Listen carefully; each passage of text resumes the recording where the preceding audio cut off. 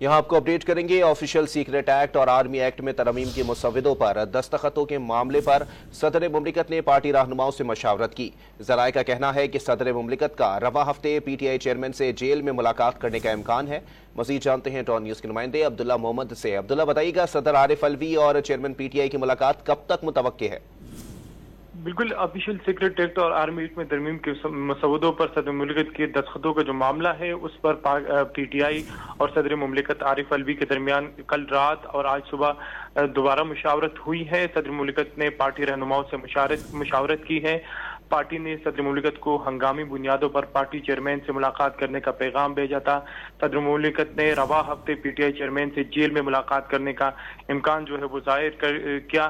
सदर मुमलिकत ने पार्टी मुशावरती इजलास में कहा कि मुझ पर इस्तीफा देने के लिए दबाव डाला जा रहा है। PTI ने मुशावरत के बाद सदर मुमलिकत को हंगामी पैगाम फिर भेजा। मौजूदा बहरान में पार्टी चेयरमैन को इत्मीनान में लेना जरूरी है।